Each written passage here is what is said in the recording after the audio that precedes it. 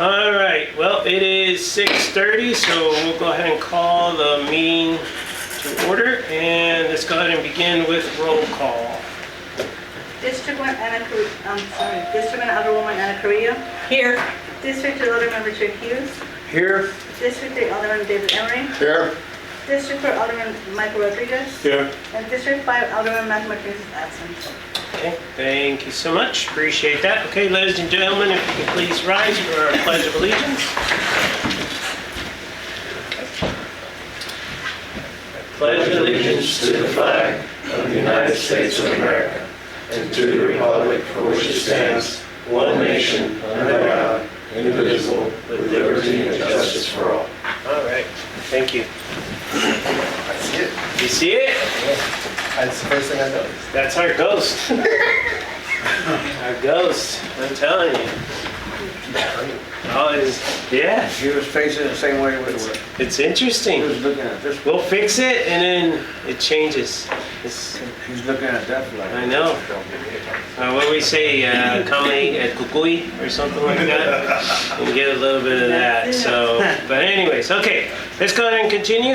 Next item on the agenda is citizens to be heard. This is the opportunity for citizens, visitors, and guests to address the city council on any issue or any item of the agenda in compliance with LGC section 551.007. City council may not discuss any presented issue, nor may any action be taken on any issue at this time. Citizens to be heard are limited to 3 minutes each. Attorney General Opinion JC-0169. Let's see. Okay, I think we have a few that are on there. Where we have some comments, public. Do we have somebody? Becky, were you gonna cover anything in the citizens to be heard? I would like to challenge our board and our city administrator on our Veterans Memorial area. The grounds that are maintained look awful. It doesn't appear the city is proud to have a Veterans Memorial over there. Being we have a veteran as a mayor, and I'm sure some of y'all are veterans, and a lot of people don't even know. I've talked to many city people that don't. Oh, we have a Veterans Memorial? So I challenge each one of you to take a look at it often and look and see what you're paying for people to do and what's not happening. That's all. Appreciate it. Thank you. Thank you.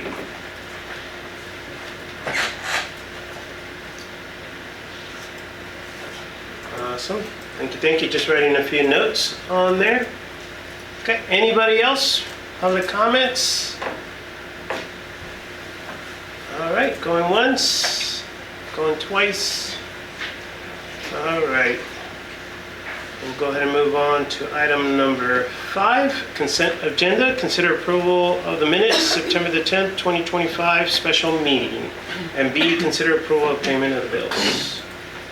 Mayor, I'd like to start by making a motion to approve the agenda for special meeting September the 10th, 2025. Okay, got a motion on the floor. Do I have a second? No, sir. Okay. Any discussion? All those in favor? Aye. Any opposed? Okay. Yes, thank you so much. And now B, consideration approval of the payment of the bills. Mayor, I'd like to make a motion that we approve the payment of the bills as presented. Okay, got a motion on the floor. Do I have a second? I'll second it. Oh, Anna, second? Yes. Thank you. Okay, any discussion? The public hearings and the permits for Devine use, did we ever get those into the master fee schedule? Are we going to have some of the citizens responsible for paying those? We did not add anything like that to it. Okay. No. For anything like commercial or anything like that, it is at cost, I think is what it Right, says. but, I mean, we get that, Yeah. but I'm talking about for anybody coming in for We did not add variances anything. and so forth. We did not add anything at this Okay. time. It's something we need to look at into next budget meeting. Now, that has to come through the budget, or can you? We can amend the fee schedule at any time, so it doesn't have to. It's just typical that we looked at it during the budget time frame. And you do take notes or have record of how much was spent for any particular item? Yeah, we can pull all that. Okay, if you would start collecting. Yeah, that's not a problem. Thank you. Oh, my other question was the, No, sorry, you're good. the stormwater, Yes. that is the first installment, or is that the one that goes to Kimberly Warren? Oh, for the master drainage plan? Yes. Yeah, this is, I think the first time it has popped up, yes. Right. But just for phase one, yeah, so, and they're wrapping that one up. Okay. Should be this month. So, Sounds good, thank you. All right. Anything else? Okay. All those in favor? Any opposed? Okay. Thank you so much, council, appreciate that. Good inputs, take care of that stuff. All right, let's go ahead and move on to item number 6. This is a public hearing, opening the hearing. Paula, if we can go ahead and show, it's 6:35 p.m. We're conducting a public hearing concerning the proposed extension of the City of Lytle municipal boundaries through a voluntary annexation of approximately 99.89 acre tract of land, the property being generally located south of Interstate and east of Rolling Meadow Drive, Lytle, Bexar County, Texas, and more particularly described as a combined total of 99.89 acres as described in deed number 20220109609 of the deed records of Bexar County, Texas, and consisting of 1A 75.51 acre tract of land, legally described as CB 4265P-2 A 40361.261 CC 4268 P-5 F A 40214.252 and 2, and a 24.38 acre tract of land legally described as CB 4266 P-1A ABS 401 8.539 CB 4267 P-1 ABS 123415.845. Okay, so this is a public hearing. We have an action item on this a little bit later on, but in the public hearing portion, this is if anybody would like to provide any comments. So we're opening it up. Is there anyone here for any comments on that? Don't see anybody signed up for that. Okay, going once, going twice. Okay, Paula, if you can actually annotate, it is 6:38 p.m. With no comments. Okay, let's go ahead and continue on. We're going to go to B. We're opening the hearing.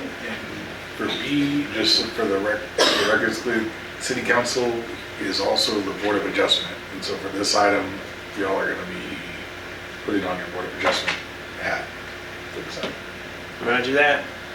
We'll make sure, I think it's in the bottom of the, on that. I'll make Yes. sure that we Yeah, actually, just wanna make sure. I'll go ahead and cover it, but good point. Okay, let's go ahead and show opening the hearing. It's 6:38, Paul, on this one. We conduct a public hearing concerning a request from Landlock LLC, a representative for property owner Linda Hopkins, for a variance from the Code of Ordinances, Chapter 46, Article 5, Section 46-190, to allow for lots of a minimum of 50 feet instead of the required 60 feet, and front and rear setbacks to a minimum depth of 20 feet instead of the required 30 feet on the more particularly described property of the combined total of 99.89 acres as described in deed number 20220109609 of the deed records of Bexar County, Texas, and consisting of 1A 75.51 acre tract of land legally described as CB 4265 P-2 A 40361.261 CC 4268 P-5F A 40214.252, and 2, a 24.38 acre tract of land legally described as CB 4266 P-1A ABS 401.8.539 CB 4267 P-1 ABS 123415.845. Council will be operating as a Board of Adjustments for this public hearing. So this is, once again, this is not for the action item, this is for a public hearing. Is there anybody in attendance that would like to speak on this? Okay. Going once, going twice. Okay, Paula, if you can go ahead and show us closing the hearing at 6:40 p.m. No comments on that. All right, let's go ahead and move on to C. And we're opening the hearing. This is going to be 6:41 p.m. And we're conducting a public hearing concerning an application by Gabriel Rodriguez Jr. to locate a manufactured home on the property legally described as Lytle San Antonio SD Irrigation Farms, Block 40, Lot part of 26, 1.717, generally located east of Tippin Road and south of Old Frio Road, Lytle, Texas. So, opening it up, if we have anybody with public comments, once again, there'll be a chance for the action item. But for public comments, if there's anybody else that would like to speak. Thank you.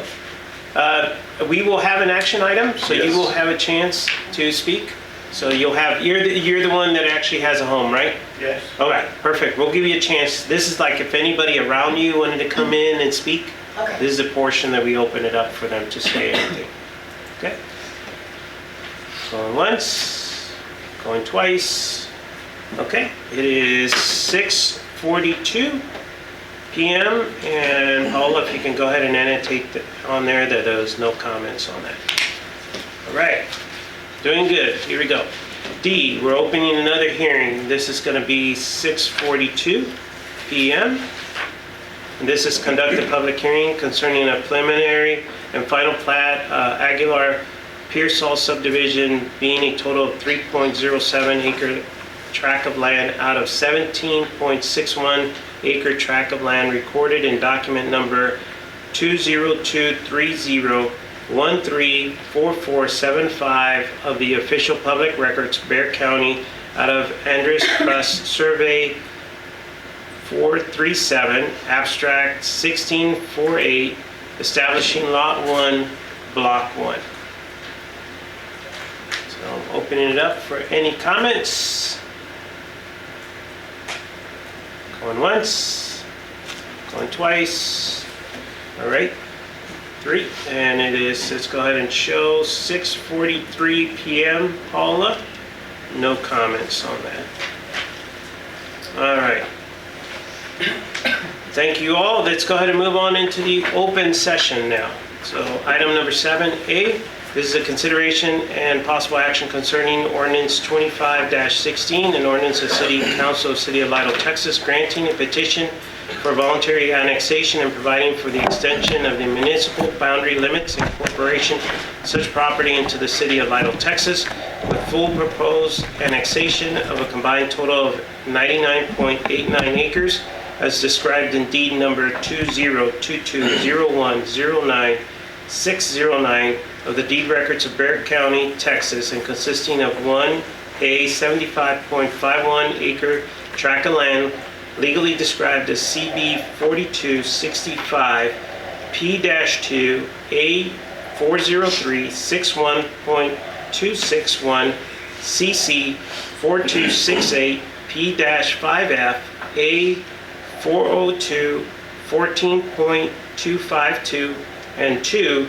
a 24.38 acre tract of land legally described as CB 4266 P-1A ABS 8.539 CB 4267 P-1 ABS 12315.845, amend of the official zoning map of the city of Lytle, Texas, declaring a public purpose, providing for proper notice, incorporating residuals, and providing a severity clause, and providing an effective date. Zach. All right, Mayor and Council, obviously we held a public hearing. This particular item is to approve, if you also choose, the annexation, voluntary annexation of this tract of land in the Bexar County portion of our ETJ. If you recall, about a month ago, we did extend the ETJ to include this whole piece of property, and they are now requesting annexation into the city. They're looking at doing a subdivision on this piece of property, residential subdivision, and so the zoning, when we annex property of coming in as single family, fits that, so there's no need to do any amendment to the zoning other than adding it to the map if the annexation proceeds accordingly. So I believe the applicants are here. If you have any questions or anything that you would like to ask, other than what I've provided. Council? Do we have an estimation of the proposed number of sites or homes? Come on up, come on up. It's all good, all good. Just introduce yourself, and then we can go ahead and address the questions. That'll be good. Good evening. My name is Ricardo Torrietes. Here with Eric Rodriguez Landlock. Currently, our proposed land plan has 252 lots. 252 lots. Now, do you know if there's going to be any type of HOA or anything? Yeah, yes. There should be. Yes.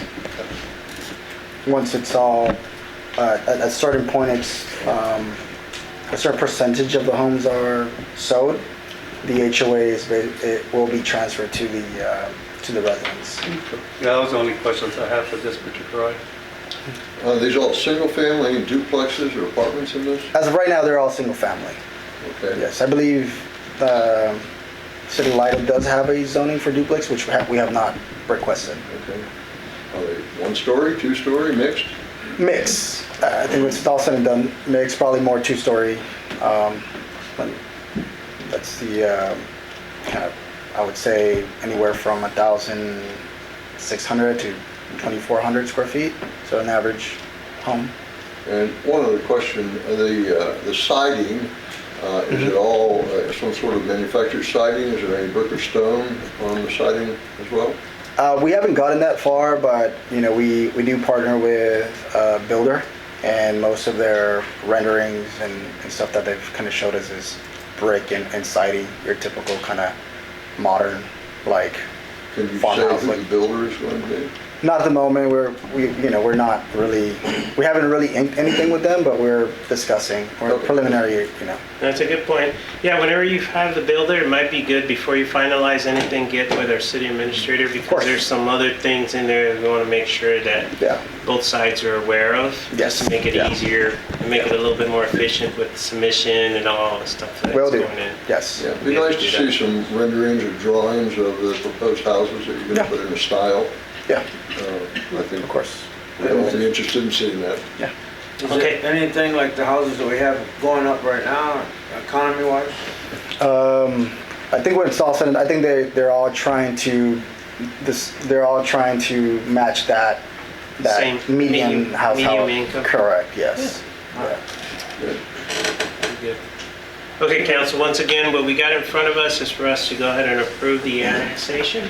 That's what we're actually dealing with right now, so. Here, I'd like to make a motion to approve ordinance 25-16, it's an ordinance of the City Council of the City of Lytle, Texas, granting a petition for voluntary annexation and providing the extension of the municipal boundary limits to incorporate such property into the City of Lytle, Texas, and full purpose annexation of a combined total of 99.89 acres as described in deed 2022-01-09609, the deed records of Bexar County, Texas, and consists of 1A, 75.75 acre tract of land legally described as CB 4265 P-2A 403 61.261 CC 4268 P-5F A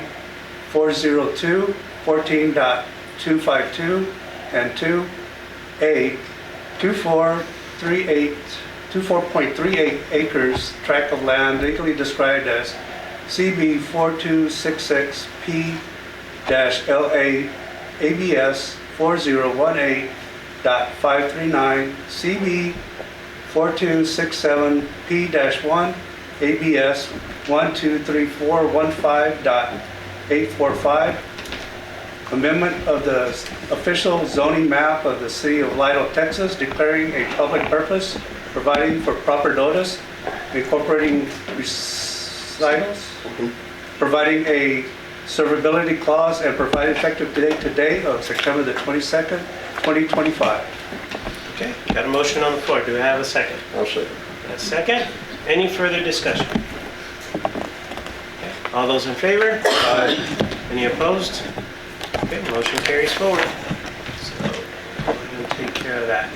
All right, let's go ahead and move on to item B, and this is a consideration and possible action concerning the request from Landlock LLC as a representative for property owner Belinda Hopkins for a variance from the Code of Ordinances, Chapter 46, Article 5, Section 46-109 to allow for the lots with a minimum of 50 feet instead of the required 60 feet, and the front and rear setbacks to be a minimum depth of 20 feet instead of the required 30 feet on the more particularly described property as combined total of 99.89 acres as described in the deed number 20220109-609 of the deed records of Bexar County, Texas, and consisting of 1, a 75.51 acre tract of land legally described as CB 4265 P-2 A 403 61.261 CC 4268 P-5F A 402 14.252 and 2 a 24.38 acre tract of land legally described as CB 4266 P-1A ABS 4018.539 CB 4267 P-1 ABS 1234 15.845 Zach, and just for the council, we're operating as a board of adjustments for this action item. All right, so Mayor and Council, along with the annexation request, Landlock LLC also submitted a variance application for consideration of 3 different variances. One is to the minimum lot width. So our zoning ordinance requires 60 feet across, along the street frontage. They're asking to decrease that by 10 feet down to 50 feet across. And then there are 2 setback variances that they are requesting, one to the front and one to the rear. The rear setback being requested, well, both are asking to be 20 feet instead of the required 30 feet. So we require basically from their property line 30 feet from there to any structure in the front, and then the same from the rear property line to the back. They're asking for both of those to go to 20. The rear is something that we've seen on some of the other subdivisions, so it's not out of the ordinary, but the other 2 are something that we have not seen before. And so I'm sure you'll want to hear from representatives as far as why they're requesting those, but that is kind of out of the norm of what we've seen on some of these other subdivisions. So. Comments? Any comments you'd like to provide? Any questions? Yeah, just any comments. I'll provide a little bit of background here shortly with the size of lots, because the council had actually come up with this a while back and there was reasons behind it, Yeah. but I want them to actually hear from you. Yeah, so the lot count that I communicated earlier of 252, that's based off of the the requested 50-foot lots, which, kind of, in the end, it kind of keeps us consistent with the medium price, sales price that we're targeting for. And the setbacks that we currently have, we are these homes that, we're kind of thinking of placing there, they just, we need that extra room in the front and the back. In the front, we have, we're requesting 20 feet, which is, a minimum.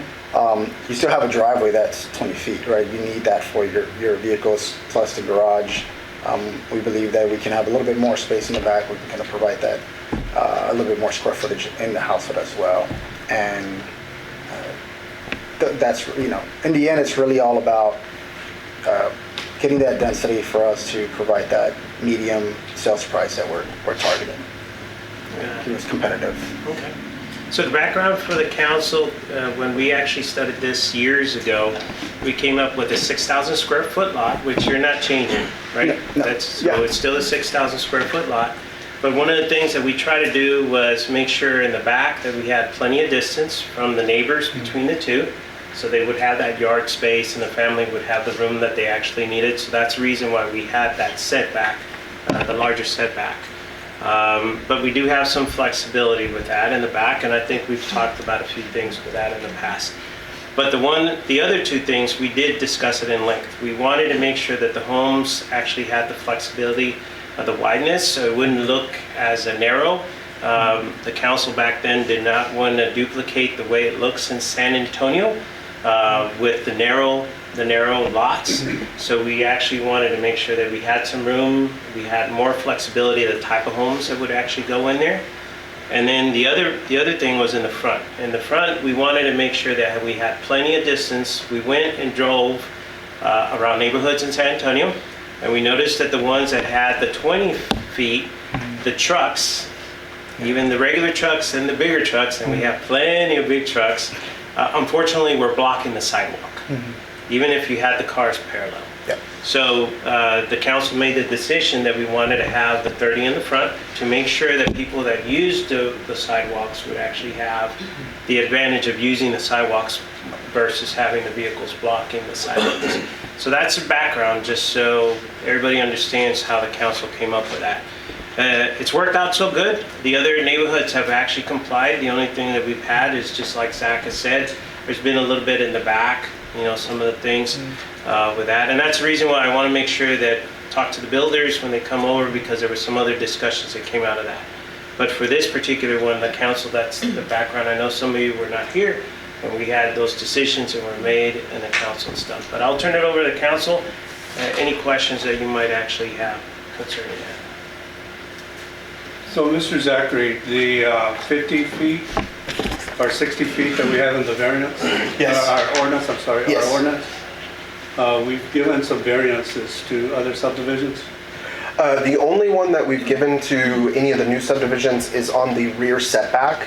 We've Not the width. Not the width. No, they've not requested those. The rear setback on most of those went to 15, so they're actually asking for a little less than that, being able to go to 20, so a 5-foot difference. But yeah, it's not anywhere different on that one. But the width, no, there hasn't been any requests. Yeah, and council, I'm having trouble with this setback. We're going from what we had originally 15 to 20, and we've had residents come in here and they look at us like it's our fault. They can't put a pool, they can't put any kind of structure in the back like a shed or something like that. And it's actually not the council's fault because we allow the variance. I mean, it's obviously the builder's requesting it, right? But they come to us and then they look at us and say, well, why can't I put a pool back there? Well, you can't put a pool back there because it doesn't fit. Now, when they go in and purchase these properties, it's kind of obvious they should look at what's available in the backyard, right? But for whatever reason, they don't see it, and then they come back to us. We've granted the 15 feet, Yeah. but you're requesting 20. Yeah, I can't go with the 20. Well, 15 feet? I just want to make sure 20 is actually less egregious. Okay, so it's gonna go the other way? Yeah, so Okay. they're Then asking we're less good with egregious on the that. rear. The back, Yeah. the back is okay. It's more on the side, 60, which we never granted a variance, and in the front, the 30, which we Okay, never so granted the a back variance. is fine. Yeah, it's the actually opposite. less. Yeah, we're actually giving them 5 feet additional than the other subdivisions. So we The back have, is fine. 20 in the front, 20 in the back, Okay. 5 and 5. So essentially, there'll be 10 feet apart, structures will be 10 feet. Where it would normally be 10 and 10 if you followed the 60. No, You could still only have 5 and 5. You It could would just still- be a little bit of a wider lot. Yeah.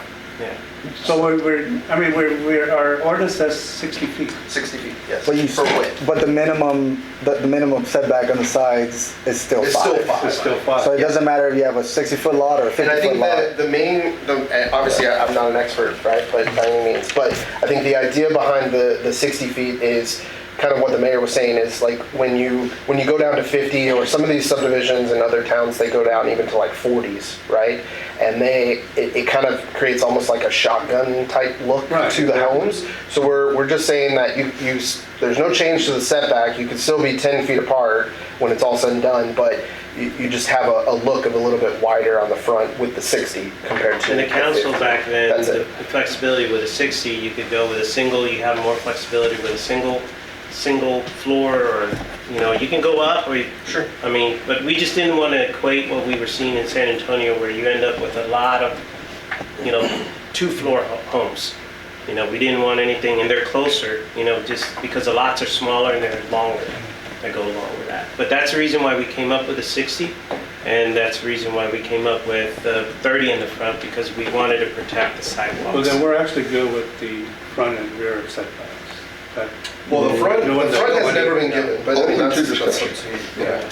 Now, the front, so here for clarification. Yeah, exactly. For clarification, for everybody to understand, we have never granted a variance on the sides. We have pretty much just said the 60, and we never granted a And variance that's in the the front. In the Lot front. width that we're talking about. Yeah, and then the front, in the sense of the 30, just because we had that. So I just want to make sure that everybody understands where we're at and what the council has. And I would just add to y'all, as Board of Adjustment, there is no precedent, right? So everything's a case by case. Yeah, basis. everything is a The fact that case you by granted case. Variance before means nothing. Yeah. Just granted. Yeah, but just for clarification, since you were asking. Yes. I do want to point out again that the minimum square footage of the lot is 6,000 in the city ordinance. We're still 6,000. We're just kind of Yeah, Alan put it got in more there, though. onto the property. yeah, They're shifting that. They're shifting it to the depth. And the depth instead of the width. Yeah, same square footage, same setbacks on the sides. Will you personally be involved in the selling process of the homes, or will you have someone else, We mostly. another company come in to sell for you? Yeah, so mostly what we do is we finish the subdivision, and then we partner with a builder that basically buys the lots from us, which is a reputable national brand that will come and build the homes. So they have everything.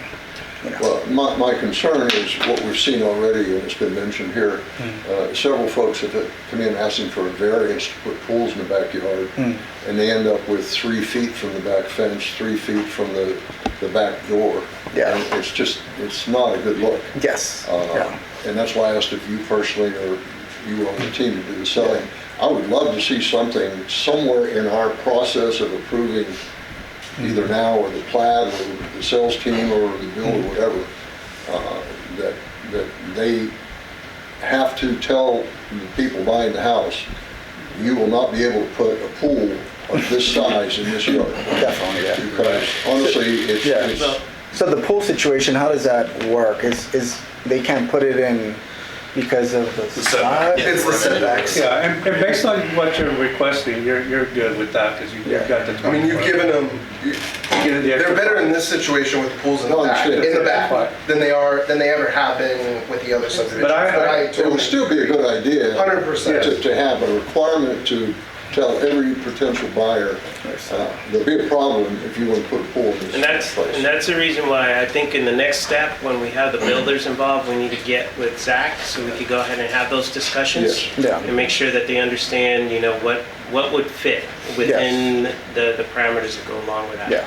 So once again, council, what we have, I want to just make sure that we focus on what we actually have. We're looking at the variances, and it's both on the sides and in the front that we're So, actually looking at. based on what we've discussed, my vote is that I reject the width, the minimum width of the 50 feet being requested. And before y'all get into motions, a couple other things to keep in mind. You can always award less than the applicant asked for. So in this case, they're asking to go from 30 to 20.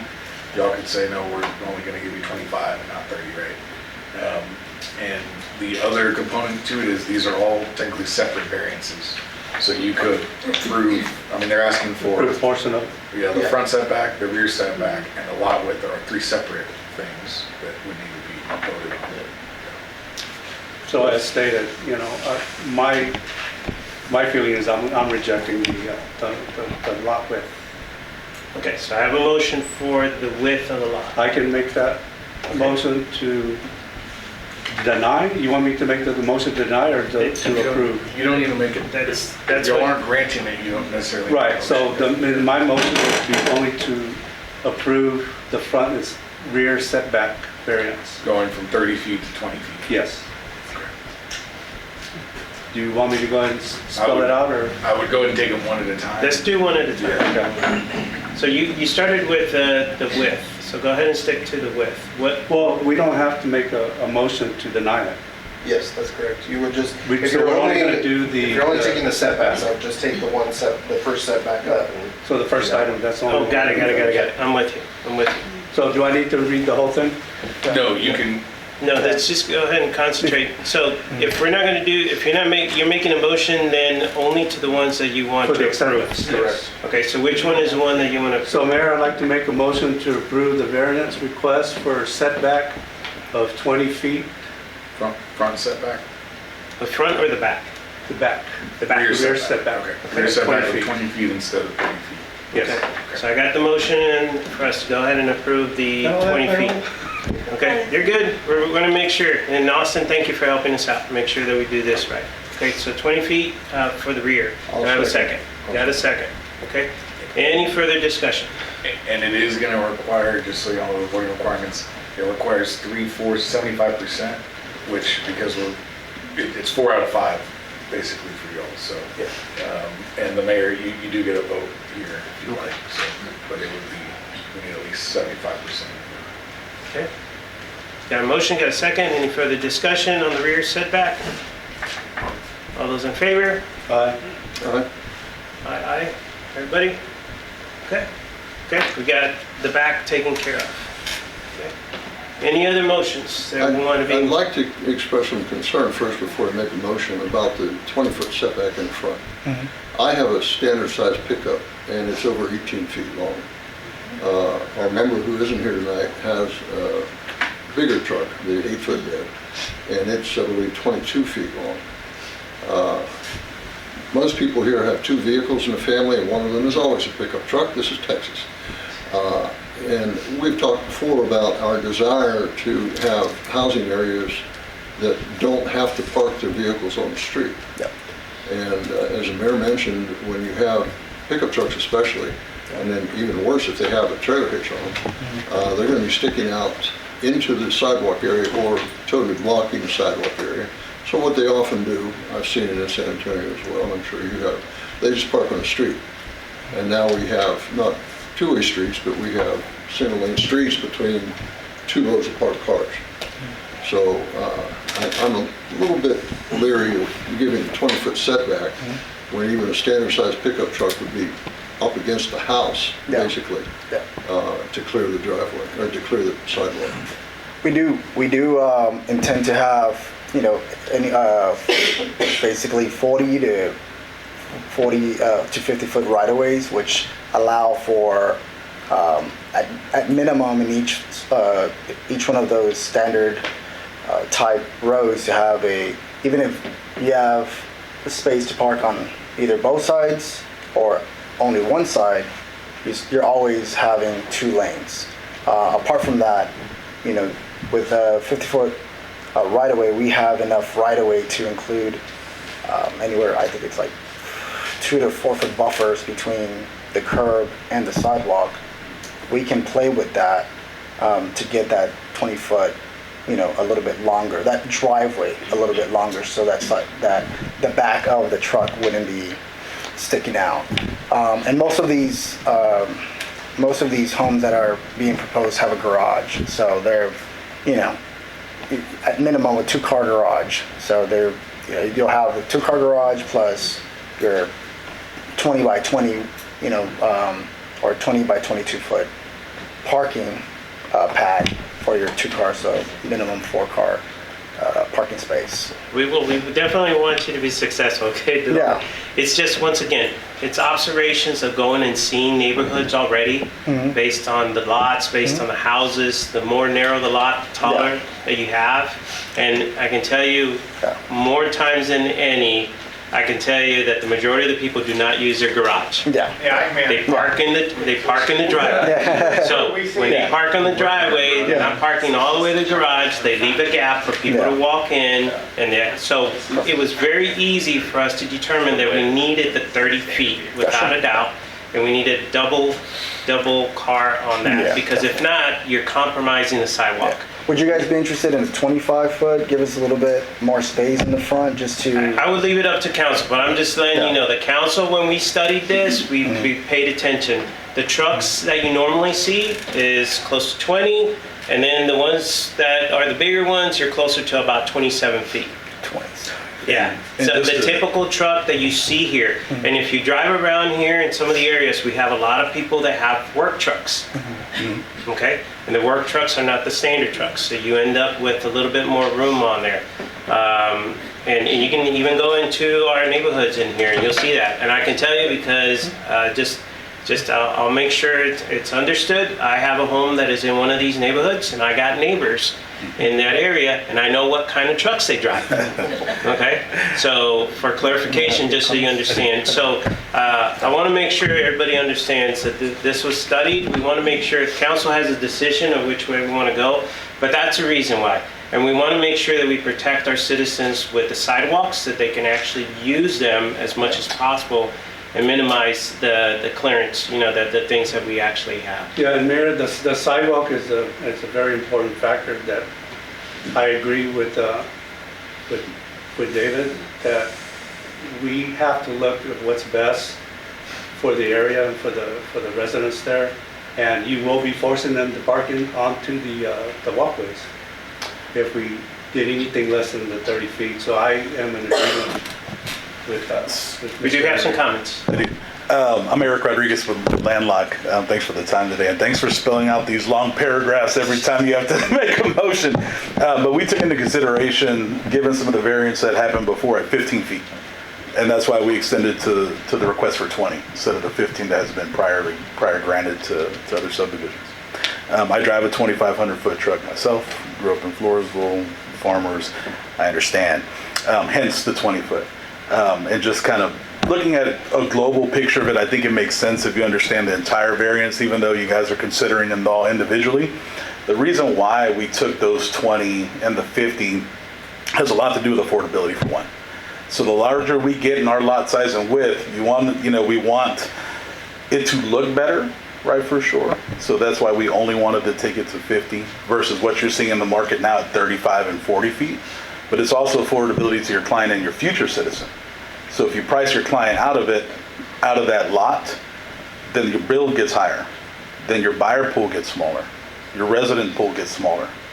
That's effectively how we design these pads, right? And then we wanted to stay consistent in our conversations with Zach around square footage of the lot, right? We want to give you guys exactly what you wanted at the 6,000 square feet, so the total aggregate remains the same.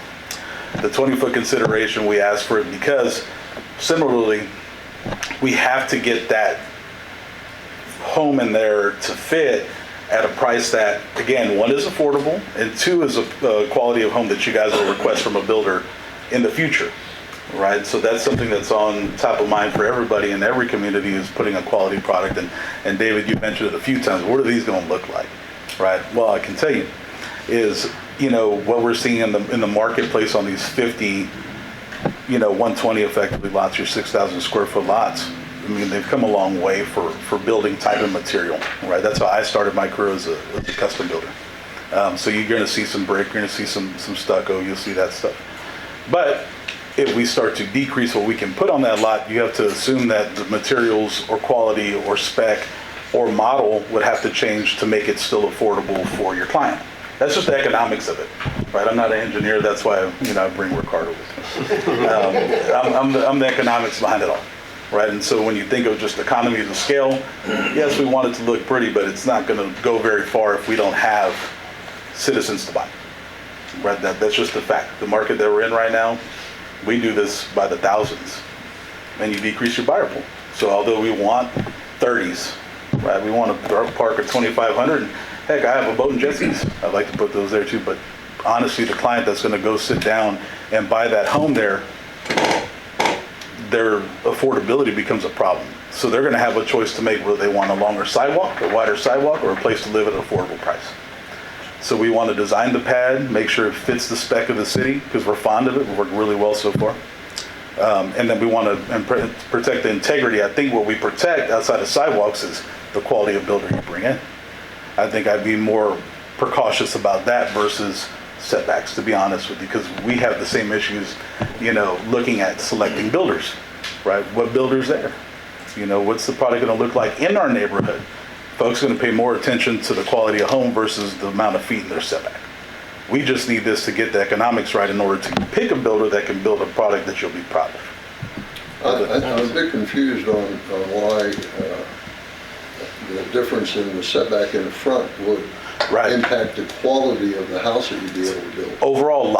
Overall lot usage, right? So when we drove just like you guys have mentioned before in those 15-foot lots, and we would never apply for it, right? I think the 20-foot would be what's feasible now, right? It's we know 15 was tight, right? It's been granted before, but that's not something on the variant side, David, we would ever request. Yeah, the issue is, you mentioned several times here that it affects the quality of the house and therefore the sellability of the house. No, affordability. Okay, affordability. So overall lot usage, right? So if you think of, and Ricardo can kind of attest to the way these are drawn out. When we draw the footprint of the home, the pad that fits on that home, if we have setbacks, you got to imagine, right, we're shrinking usable square footage of a lot, right? Mm-hmm. So if we have a 20-foot, and again, affordability and quality of home, what we're asking you to do is actually give us more home, right? So that's what I think we want the same things, but I think we're trying to get there different ways, right? Is you want a nicer home. Well, we want a bigger footprint to go on that pad. Well, maybe the word that you're using, quality, isn't the right word, because when I think of quality, I think difference between a Volkswagen and a Mercedes. Yeah, for sure. And that's not what you're talking about. You're not talking about a shack and a mansion here. No, not at all. We're also talking about things that matter when you're building the house, right? As far as what materials you use, right? Those are quality issues. I think why would material change with it wouldn't 10-foot difference? It wouldn't. So what we're talking about is usability of the footprint, right? Pure usability as we shrink those setbacks or enlarge them, right? Either way. I think you guys want the product to look better because you want a 50-foot setback up front, or I'm sorry, a 60, and we're asking for a 50. We're trying to get some sort of variation that's not a 15 up front or in the back. We'd rather get a 20, right? So you get more usable square footage. You guys feel better about it, but we're asking you to get narrow up front so that way we can get a bigger footprint to put the home on. Right, I think that's kind of... So a little bit of feedback. Totally understand economics. So the demographics and what we actually looked at for this area and what it is, you're looking at a $250,000 to $350,000 home. Right. Very reasonable based on what you're looking at, okay, on there. The other portion of it is one of the developers that is here currently decided to go ahead and build a more narrow, taller. Sure. You can look at them. They sat on the market for more than 6 months. Actually, they had to help people, okay? Mm-hmm. So they quickly determined and they stopped building those houses and went back to the single-story home, Right.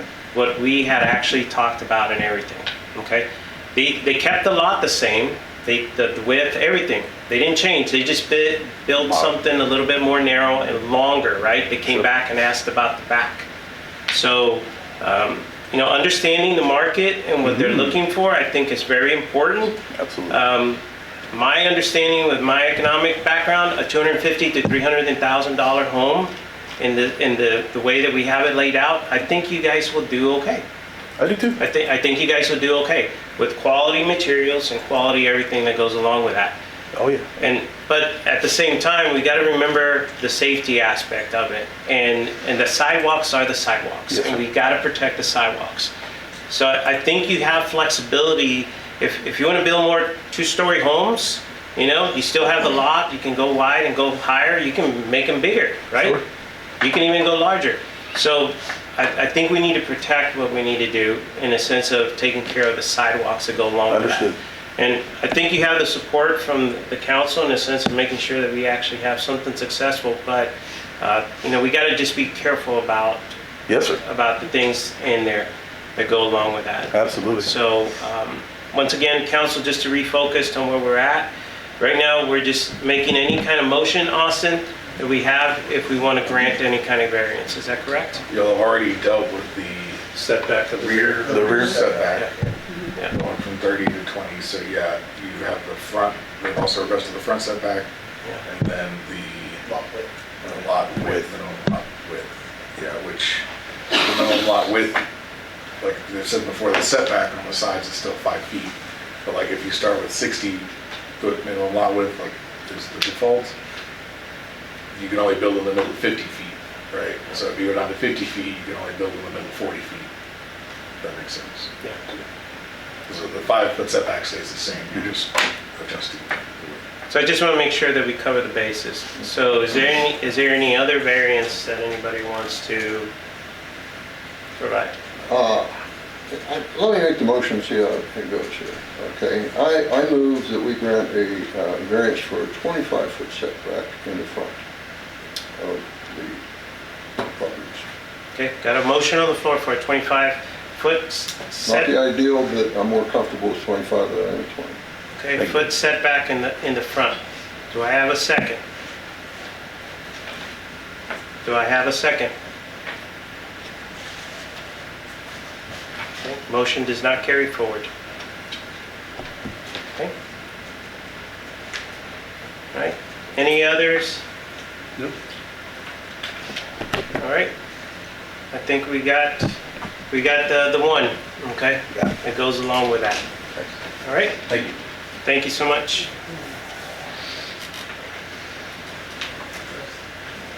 All right. All right, council, thank you. And I do want to go ahead and say thank you so much, appreciate it.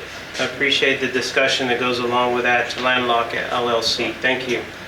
All right, let's go ahead and move on to C, consideration and possible action concerning an application by Gabriel Rodriguez to locate a manufactured home on property legally described as Lytle San Antonio SD, Irrigation Farms, Block 40, Lot part of 26, 1.717, generally located east of Tippin Road and south of Old Frio Road, Lytle, Texas. All right, Mayor and Council, we have a request, as the caption indicated, from Mr. Rodriguez Jr. For a manufactured home at the said property. This is off of Wisdom Road, between Tippin and Old Frio City Road.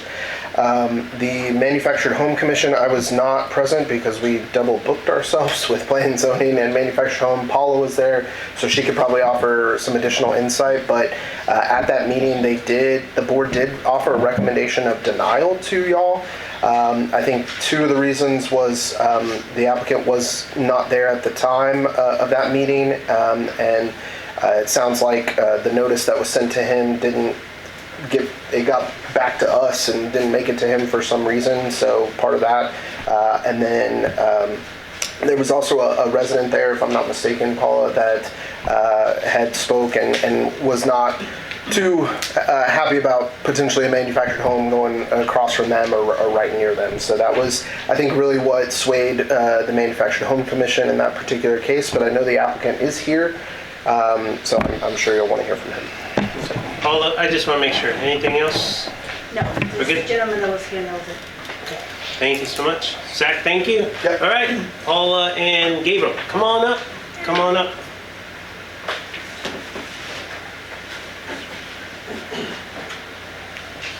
Thank you for being here. Thank you. We Appreciate it. apologize for last week. It was a mix-up with the mailing address. Oh, okay. So tell us a little bit, I mean, so for clarification, just tell us a little bit about what you're trying to do and the home and everything else. Well, basically, we bought 3 acres at 18,000 Wisdom Road. 3-acre vacant lot. Not very many trees on it. It's pretty much just open. And we have a 2018 manufactured home right now sitting on my father's property off of Old Frio City Road.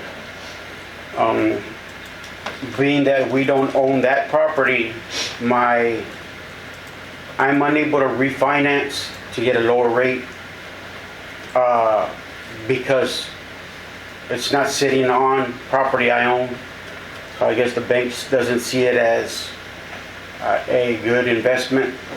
So, but that's the reason that we purchased the land, was to move the home there, have everything refinanced into one loan, and have everything at a lower rate.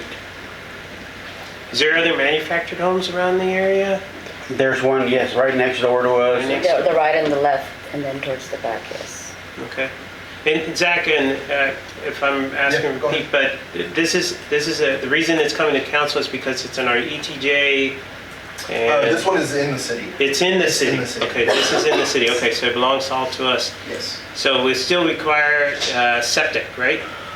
Yes. Okay. Yes. Yeah, I don't Yeah. believe there's any sewer up that way. Tipping Road? Well, it's on Wisdom, but. It does require a septic. It does Yes. require We septic. already had a septic put in, and yeah. And the Okay. strap, the landing strip So to put the Vito. So normally that's what you would actually see in that area, just so So the required letters went out, They did. and based on what I heard, there was only one name, or one. There was one individual that did show up. I don't know if they're on Wisdom. Paula, do you know? Yes, I believe there are across from the gentleman. Yeah. So, and they had spoken, I guess, they weren't in favor of it, obviously, and I think the board, doing that and obviously the applicant not being there, I think just influenced the board in that particular case. And the manufactured home you stated was 2018. Yes, sir. Mayor, I'd like to make a motion to approve, and all due respect to the Manufactured Home Commission.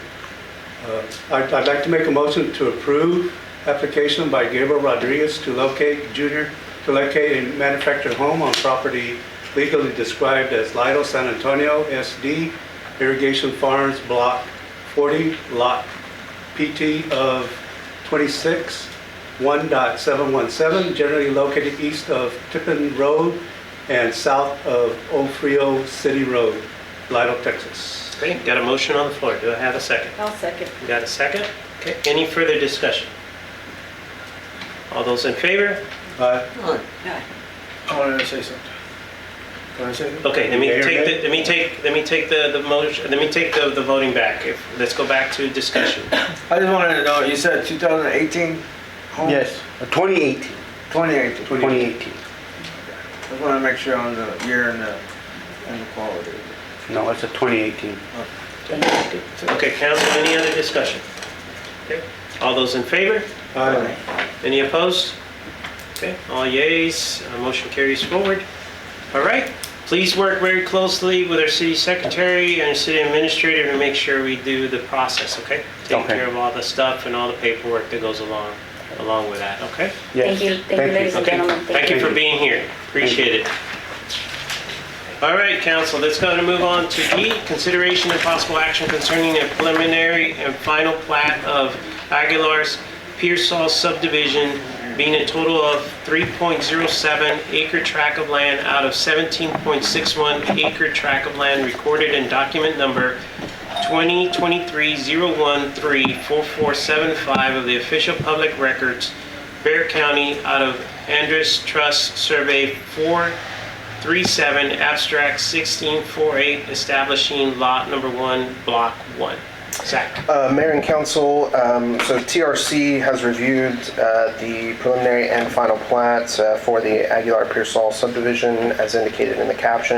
They are recommending approval based on our subdivision regulations as well as the Planning and Zoning Commission recommended approval of it at their Planning and Zoning Commission meeting last week, I believe, or maybe the week prior. This one, I think this is where you maybe were getting confused, Mayor. This one is actually in the Bear County outside of the city limits, and just in our ETJ. But because we hold the subdivision platting authority, that is why it's still comes to us. So. And Zach, I was curious about this. It's a preliminary and final on this. Is it? Yeah, because it's right. because it's a vacant. And there's nothing. Yeah, and they're only needing. It's another one of these that Bear County wants it replatted for purposes of septic. So we've had a couple of these now recently. So, yeah. Mayor, I'd like to start by making a motion to approve the final plat. Preliminary and Preliminary, okay.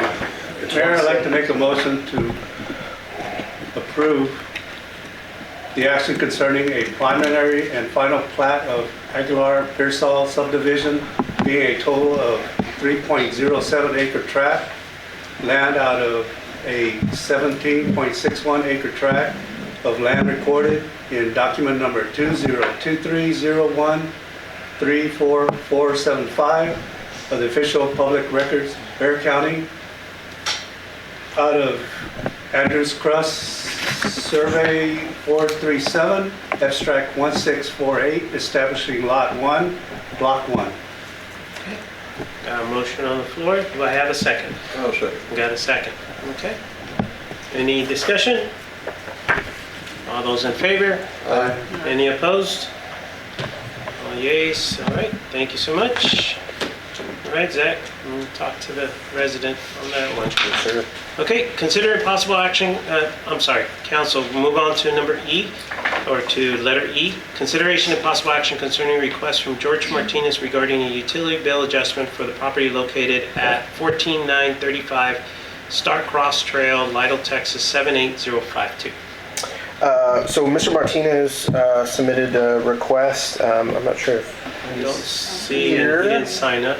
But he's asking for a slightly higher than normal consumption was discovered on his property and from a small leak. We averaged the 12-month average water bills was and this is just the water, I made sure this time, at the $27.50. His bill in that cycle was $84.74, so it's a really small amount difference. So if we were to grant the 1/2 plus the actual usage, then that would be, he would owe $69.87 if council were to grant this instead of $84. So it's about a $20 difference, less maybe. But nevertheless, this is his request For some reason, I cannot get my calculation to come up with yours. I don't know why. Okay, I could have been wrong. So I take the amount of the bill, which was $87.74. $84.74. There it is. Right? Okay. $84.74. Are we tracking? But my number still comes out different. So if I take $84.74 Yes. and take out the nominal $27.50, that would give me how much extra water was used during that billing period. Yeah, Because we put that number back at the end of the calculation. Otherwise, we'll be charging that number twice. Yeah, so what I did, because the ordinance says 1/2, so I take the $84.74, so half of that, so Right. divide by 2. And what I do is I take out the nominal fee and go what the overage is Okay. of the amount of water that was used, give credit for half of that, whatever Okay. the overage was. Gotcha. I don't So think, my number ends up coming up to $56.12. okay, so less. Yeah, I mean, It's just the way if you look, how you look at it. So it's if the way you take calculate it, The yeah. actual bill, or do you take away the nominal fee and how much extra water was used during that bill and divide that in half. I mean, so the ordinance says, and literally verbatim says, That's- 1/2 of the actual usage. So Right. it's 1/2 of the Of the actual 84 usage. For that. plus the Okay. normal expected usage. So that's why I calculated the way I did. Yeah. Okay. So. We'll get us right. Or I'll get it right. Not we. Aye. All right, so Zach, can you repeat that again so the council will know and then be able to make a motion on that? Yeah, so- Exact amount is. Yeah, so the exact amount would be that he would owe $69.87 instead of $84.74. So. You agree with that, Michael? Yes, sir. All right, then I make a motion that we approve the request from George Martinez regarding utility bill adjustment for the property located at 14935 Star Crest Trail, Lytle, Texas, 78052, with the adjustment amount he needs to pay of $69.87. Okay, I'll second that, man. yeah, second. Any further discussion? All those in favor? Aye. Any opposed? All right, thank you so much. All right, let's go ahead and move on to F. Consideration and possible action concerning ordinance 2517, an ordinance of the City of Lytle, Texas approving the 2025 certified appraisal rolls and providing incorporation of preamble, providing a repealer and a savings clause and the severity clause, and providing an effective date. Zach. Mayor and council, staff is recommending the approval of the full certified appraisal roll for 2025 in the amount of $309,255,575. Does that need to be included in the motion? It does not in this It does one, not. no. It could just be a motion to accept the certified tax rules as presented. Okay, Mayor, I'd like to make a motion to approve ordinance 25-17, an ordinance of the City of Lytle, Texas, approving the 2025 certified appraisal roll, providing for incorporation of preamble, providing for a repealer, a savings clause, and a severity clause, and providing an effective date today of September the 22nd, 2025. Okay, got a motion on the floor. Do I have a second? Also, Got a second? Okay, any discussion? All those in favor? Aye.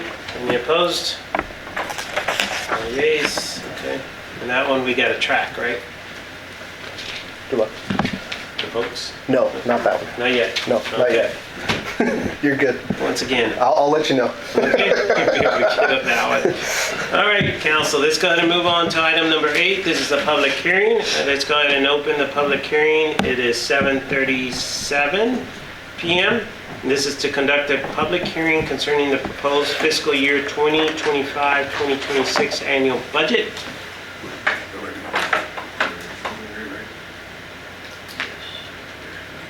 Stand by. You're good Oh, y'all are good on the public hearing. You're good on the public hearing. Okay, public hearing. Any comments? Going once. Going twice. All right, let's go ahead and show 7:38 p.m. We're closing the hearing. No comments, Paola. Okay?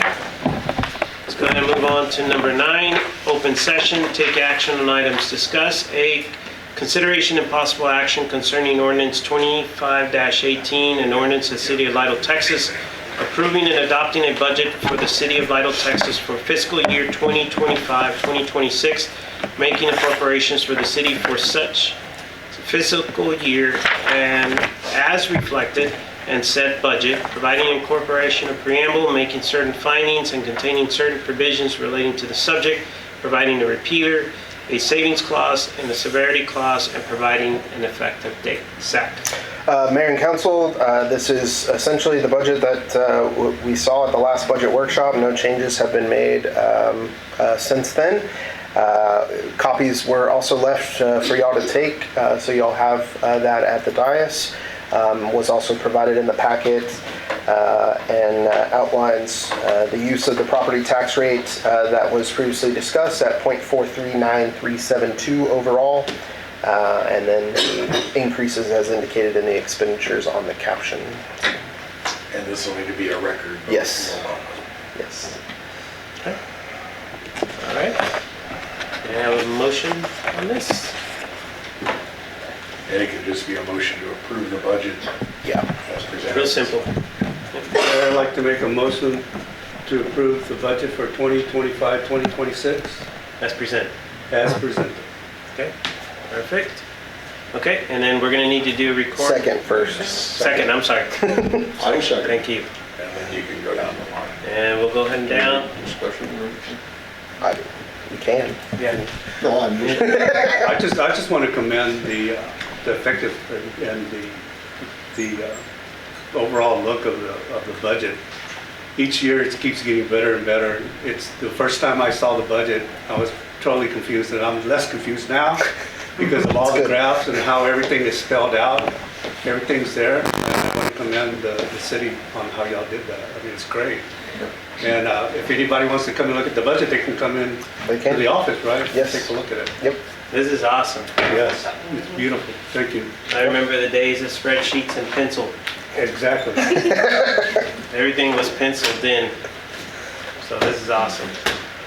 This is awesome, awesome, awesome. Okay, with that in mind, let's go ahead and make sure we follow the procedures, and we'll go ahead and start.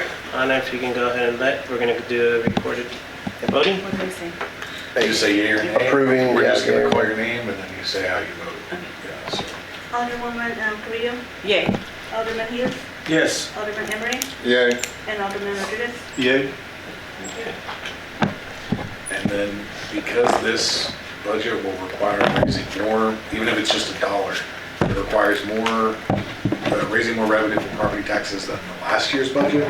You've got to take a separate vote to ratify the property tax increase reflected in the budget. So you can do that. I have that as the next So item. that's the next one. Yeah. So B, consideration and possible action concerning the ratification of increased property tax revenues reflected on fiscal year 2025-2026 annual budget adopted persistent to ordinance 25-18. Zach, anything else you want to add on that? I think Nope. Austin did a great job. Yep, that's exactly right. And this just has to be after the budget, but before the tax rate. So that's Yep. why it's stuck in the middle here. So, Okay. and this must also be a record vote. So, Okay, so I need a motion first. This is, yeah, motion to ratify the property tax increase reflected in the budget. Just like that. you're I'll good. make that motion. Make a You motion. can say so moved if you like. It's on the record, so, Yeah. yeah. Okay. So moved. Okay, got a motion on the floor for us to go ahead and ratify the increase on the property revenues. A second? Do I have a second? No, sir.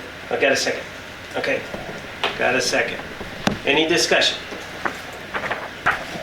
Okay, now we're gonna go ahead and go into a recorded vote. Alderwoman Carrillo, Yay. Alderman Hughes, Yes. Alderman Emery, Yeah. and Alderman Rodriguez. Yay. Thank you. Okay, motion carries forward. Thank you, appreciate that. Awesome, awesome, awesome. Okay, let's go ahead and move on to item number 10. And this is a public hearing. Let's go ahead and show it is 7:42 p.m. And this is to conduct a public hearing concerning the fiscal year 2025-2026 proposed tax rate of 0.439372 per 100 in assessed value for the fiscal year beginning October the 1st, 2025 and ending September 30th, 2026. Zach? That's public hearing. So Oh, yeah, it's unless public hearing. anybody- I saw your name on there. Okay. Anybody here like to speak up on that? Going once? Going twice? Okay. No comments at 7:43 p.m. No comments presented. Let's go ahead and move on to 11, open session, take action on the items discussed. A, consideration and possible action concerning setting a debt service rate of 0.078293 per 100 of assessed evaluation of all taxable property within the corporate limits of the city for the tax year 2025. And so this is because we have a debt service, we do need to have both of these separate, the M&O and the debt service, and then we'll take action on the total tax rate after these. This one is specifically, we do have specific language that was provided in the data sheet for this if and when you make a motion on this particular one. Mayor, I'd like to make a motion to approve setting a debt service tax rate of 0.078293 per $100 of assessed valuation of all taxable property within the corporate limits of the city of Lytle, of the city for tax year 2025. I need to reread that. You're good. You're good. Okay, got a The motion? number is the important thing. The number. We have a motion on the floor. Do I have a Yeah, second? I'll second. Got a second. Okay, any discussion? Okay. And we need to do a recorded on this one too, right? Okay. Technically only need on the third one. On the but I would third go one, ahead but and it's up be- to y'all. Just to be Consistent. consistent, I would say just do it. It doesn't hurt to do. So Paola, can you help us out with that? Alderwoman Carrillo? Yay. Alderman Hughes? Yes. Alderman Emery? Yeah, Alderman Rodriguez? Yeah. Thank you. Thank you. Motion carries forward. Okay, let's go ahead and move on to B, consideration and possible action concerning setting a maintenance and operations tax rate of 0.361079 per 100 of assessed evaluation of all taxable property within the corporate limits of the city for tax year 2025. Same as the last one, just this one is the M&O portion of the tax rate. So, and Mayor, again, I make a motion to approve setting a maintenance and operation tax rate of 0.361079 per $100 of assessed valuation of all taxable property within the corporate limits of the city for tax year 2025. Okay, got a motion, do I have a second? second? Got a second. Any discussion? The only thing I would add is when you put these two, actually no, I'll save my discussion. One more. One more. I got another one. I'll talk about that. total one. Okay. No discussion. Paula? Alderwoman Carrillo? Yay. Alderman Hughes? Yes. Alderman Emery? Yay. And Alderman Rodriguez? Yeah. Thank you. Okay, thank you so much. All right, C, consideration and possible action concerning ordinance 25-19 and You don't ordinance. need to read all this. Okay, so add main the thing- Morton tax depth rate and levy of 0.078293 per $100 of assessed valuation. And here's the combined, so it's actually the 0.439372. And That's the one that we need here. okay, and the 0.361079. Those are component rates So it's both of them being put together. combined. So Combined. your actual adopted tax rate is going to be 0.439372 Yep. per 100. And there's a very specific motion we need for this one that Zach's got printed for y'all in your report, I think at the very last page. So I'd like to make a motion that the property tax rate be increased by the adoption of a tax rate of 0.439379, which is effectively a 72. 10.96% Well, that's okay. I missed. increase Right. Yes, it is. in the tax rate. Yeah. Just to amend the motion, it's 0.439372. I accidentally put a 9 at Okay. the end. So, Amend my motion to change that number to tax rate of 0.439372. yep. Got a motion on the floor. Do I have a second? I'll second that. Got a second? Discussion. Okay, discussion portion on this, I just want to mention all the hard work and everything that we're doing. This is awesome. We actually continue to be the lowest tax rate in all the surrounding communities for property tax. So that just speaks highly about our city staff and everything that we're doing as a council to make sure that we take care of our citizens and still take care of the stuff that we need to do, but at the same time, try to take care of our tax rate. So that's good stuff right there. All right, with that in mind, we just need to go ahead and do a recorded. Alderwoman Carrillo? Yay. Alderman Hughes, Yay. Alderman Emery, Yay. and Alderman Rodriguez. Yay. Thank you. All yeas, motion carries forward. Thank you so much, and we'll talk a little bit more on the thanks in a little bit too. Awesome, awesome, awesome. Okay, let's go ahead and move on to D, consideration and possible action concerning appointments to board and commission vacancies. All right, so the only one we have left, other than I think the beautification committee, which is still out there, but the one that I'd like to handle tonight is the Manufactured Home Commission. I did speak with with Bill Dixon, former employee of ours that lives in town, helps us still in the with doing some of the public works reports and things like that. But he is willing to serve on that, and he is in District 5, so it's perfect kind of suit. So I would recommend that council appoint Mr. Bill Dixon to the Manufactured Home Commission to serve at District 5. Take his last name here? Dixon. Dixon. Yeah, it's actually William Dixon. If you want his actual name, William Dixon. Well, I'd make a motion that we accept the appointment of William Dixon to the Mobile Home Commission. Okay, got a motion on the floor. Got a second? Okay, Richard, thank you so much. Any further discussion? And that would, you said that's District 5? District 5, yes, District sir. 5. Good deal. And that makes us complete now. So that's good. I think the only thing that we have open is the beautification. That's the only one. Okay, so that takes care of that. All those in favor? Aye. Any opposed? All yeas. Okay, give them a call tomorrow, Zach, and start getting them in there. Paola's gonna keep them busy too. I know. Hopefully not. That'll be good. That'll be good. Hopefully we won't have too many. That'll be good. All right, let's go ahead and move on to E.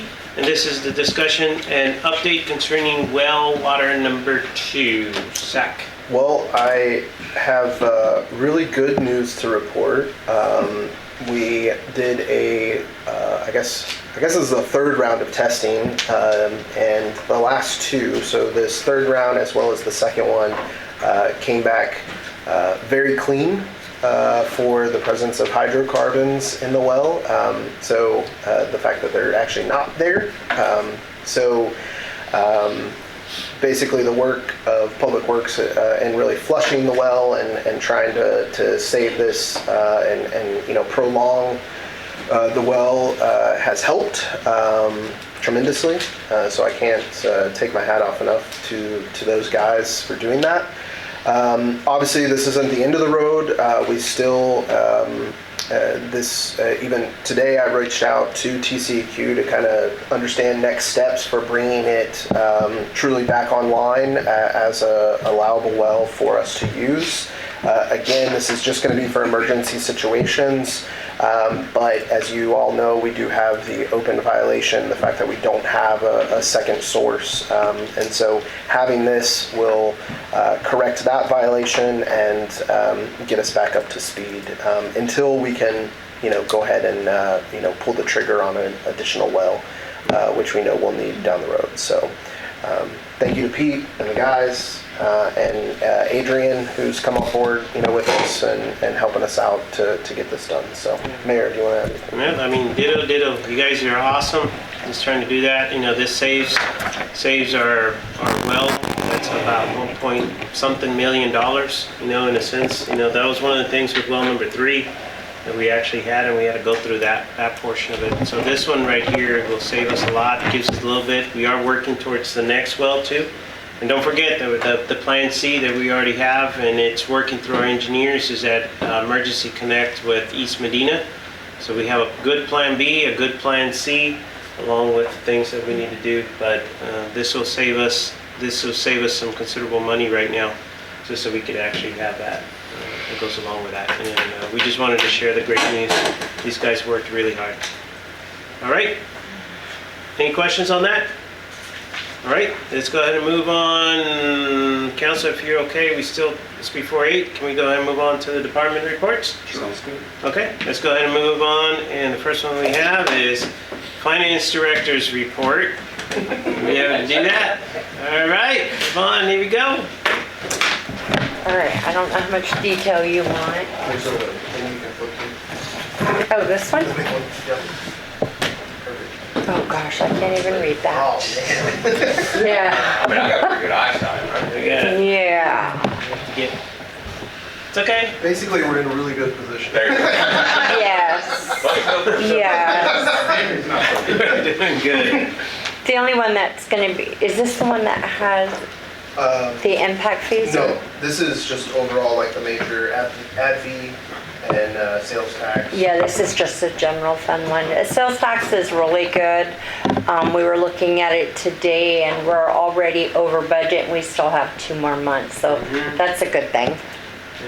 So It's okay. You I will just- fix that for next Yeah, month. you can do just top cover discussion, whatever you want to talk about, that'd be good. Okay, municipal court is holding on. Animal control, library, and rentals, which is civic center and park. Everything looks good. Utility fund. This is where my impact fees are, right? Okay. The impact fees, portions of them went to the utility fund. There are other portions that have gone into the new accounts. So all the impact fees have their own accounts now, their own funds, which are required.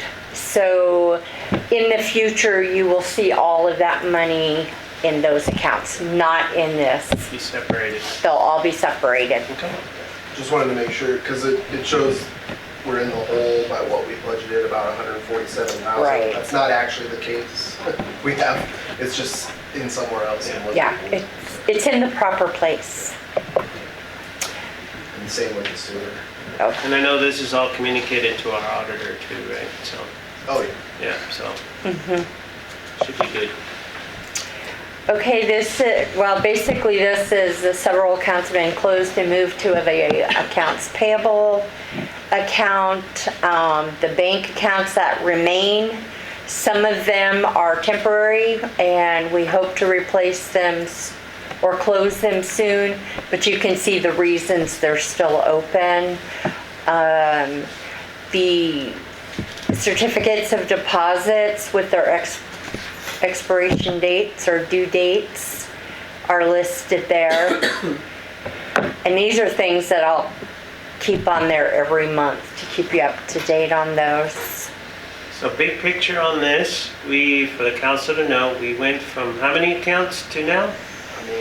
20 plus. Let's put it 20 that way. plus to now 5. 5. But that last one is the police account, that one is going to be. Yeah, it'll be. So technically it'll be 4, right? Yes, and the CDBG should be closed shortly. Yeah, So we're just waiting on final payment. this is great stuff. Council, just so you know, they've been working on this. This is good. Okay, these are the new funds that have been added.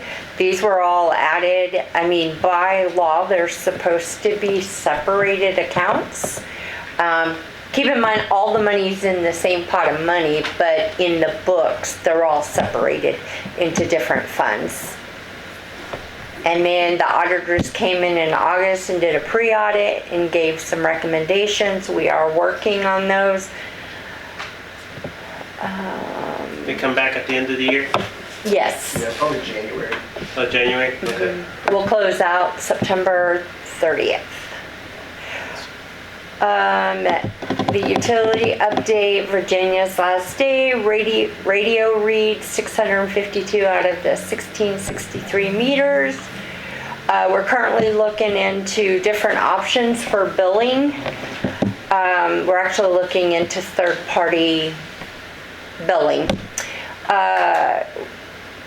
And then we're also working with Encode. Actually, we have training in a couple weeks where those that do not want a mailed bill, a physical bill, they will get their bill through the email and they'll have that option. And then we are revamping the new customer welcome packet and application. Application has already been complete. When you talk about billing options, are you talking about getting an outside firm to bill for us? Or are you talking about different ways to submit bills? No, basically to do all the folding and stuffing envelopes and all of that. Right now it's, and more will come, but right now it's taking the staff like 2+ days to handle billing, and we could be handling some other things, and it's becoming a strain. And as we get more accounts, that's just going to continue. So we'll have more discussion on it, but that's kind of where we're. That'd be good. Yeah, just make sure. We still have a lot of our residents that do the old For sure. school, so we want to make sure that we can put, everybody wants to hear about is Richie's newsletter. So we gotta have Richie's newsletter. Well, we can hand deliver them. No. Oh, there you go. So now you go from one to the other. Yeah, exactly. It'll still allow for inserts and all that kind of Yeah, stuff. that's Yes. the whole thing. We'll still Just have make all sure that we have all the stuff. Yeah. inserts and everything we need to do. Like I said, very initial, we'll have more. No, that's good. Right. More efficient. Waiting on quotes as we speak. That's good. These are some of the future projects that I have identified so far.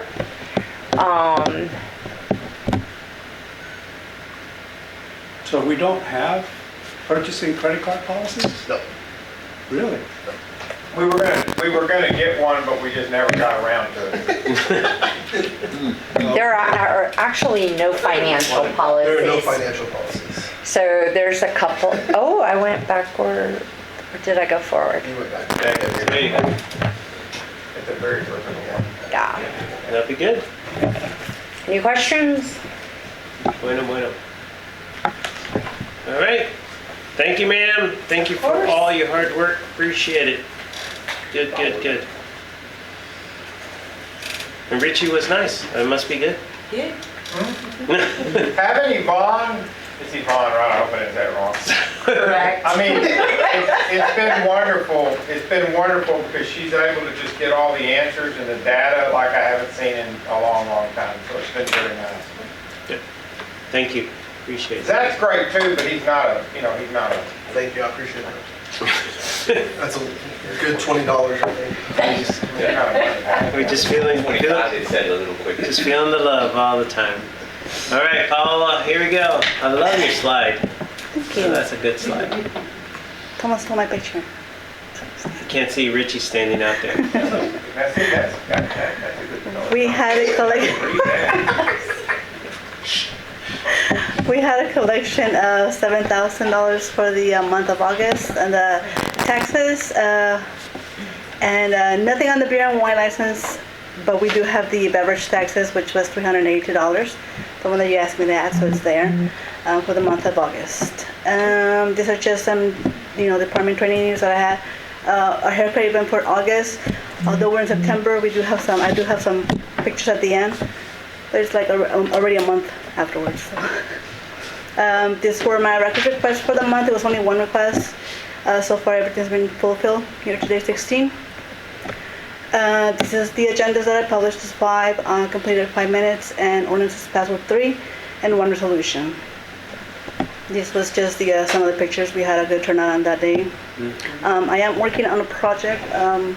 We have all those old ordinances, and they're like the very, very first one is very, very brittle and old. So I'm going to start scanning all that. Awesome. So that's going to take me quite a while, but I need to have them ready because they're very old. And I don't want to lose those. Yeah, We don't have gotta anything. protect them though. Mhm. Gotta take care of them. I'm sorry. That will be a big project I'll have. Oh, the ordinance. My ordinances. Like all Digitize. the old, All the old ordinances. Digitize all the. like all the The old, very, very first one, the paper is like tearing apart and it's so thin. Well, we've been talking about getting all that stuff digitized, yeah. So I'm working on that. Good. Yes. Any questions? It has on there where Richie came in elementary, sitting in the audience, It's all right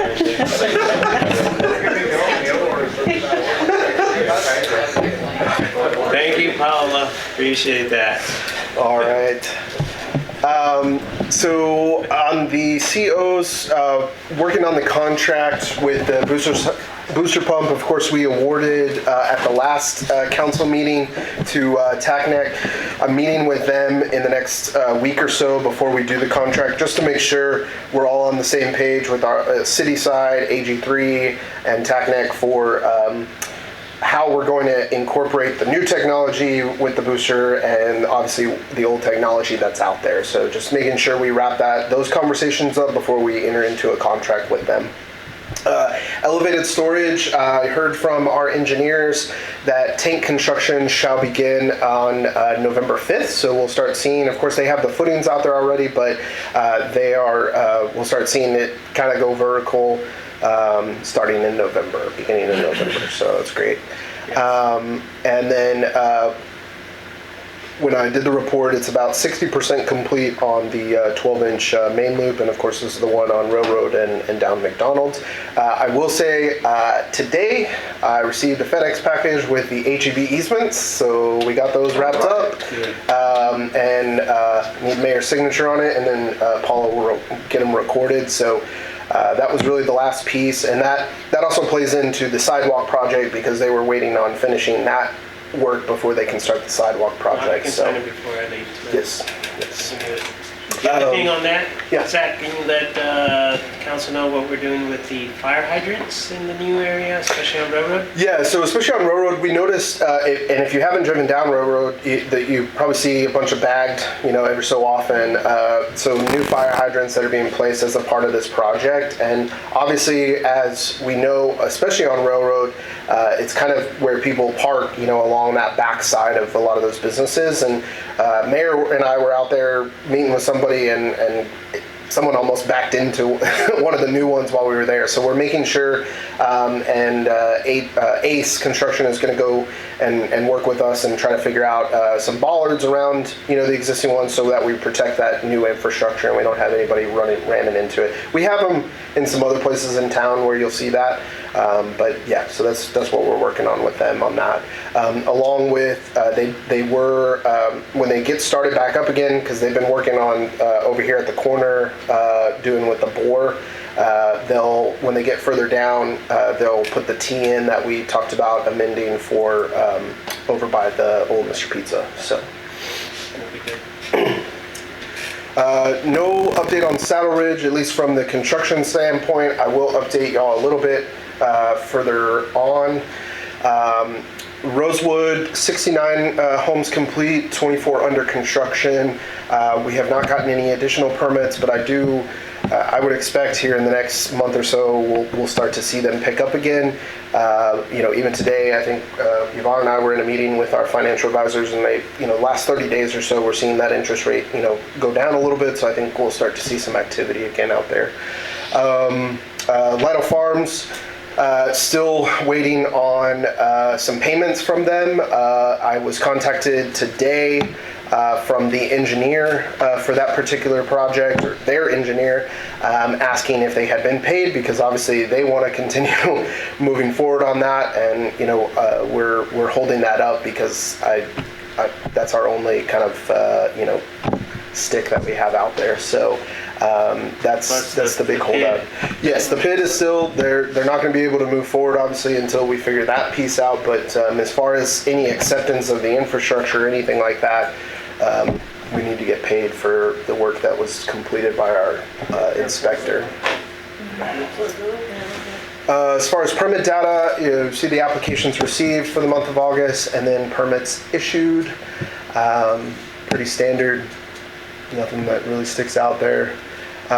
Same with inspections, up again this month compared to the previous month, but in line with what we normally see. 4 new certificate of occupancies, and then 4 certificate of compliances for various items. As far as court, I think Paula is basically done with the standing orders that she was retyping because we didn't have actual Word document versions of. So, Judge wanted some changes on those. So Paula's been in her spare time retyping some of those for the girls. So that's update on that. Actually, some potential training, state conference in May, court admin class in June, and then exploring some regional conference dates for Brianna and the judge. Total transactions there, 206 in the month of August, and sent to collections 53 at that amount. And then obviously the chart shows what was cited, and then disposed of in the same month. So. No changes on our city contracts. I have talked with the fire department as well as the brush collection, and we should have brush collection. There's no change, so that'll just renew at the end of the month. I did talk to Barrera today about that, so they're not going to go up on any of their pricing for that. And then spoke with the fire department about having that on for next meeting, so we can have that contract on here. So The city yard maintenance, yeah, let's just make sure we get Julian with that. So yes, yes, definitely. Meetings on the left. As far as updates for projects, just awaiting the final report on that master drainage plan from Kinley Horn. I did meet and go over. They just had some last minute questions on some things they were seeing, but they were able to model all of the streams and get that information, which was part of phase 1. So that should be wrapping up. We'll get a final report on that. Well, 2, this is kind of somewhat out of date since I've talked to the engineer, but we'll have that all, as far as the design is wrapped up, we've already finalized that. We're getting samples that are required per TCEQ for the emergency interconnect, and working with East Medina on getting their side for samples, which is a requirement. As far as the wastewater rate study, we did receive the final report, but in speaking with Samco today, there might be some changes that we need them to make to that study. So we're just kind of pending that, some changes on that, and we'll have further conversation later on. The sidewalk project, just waiting on the start date, but again, most of that dependent on the utility work, and now having those easements helps. As far as emergency access for Saddle Ridge, so obviously it's not done, as we all know, but they reached out and they know that their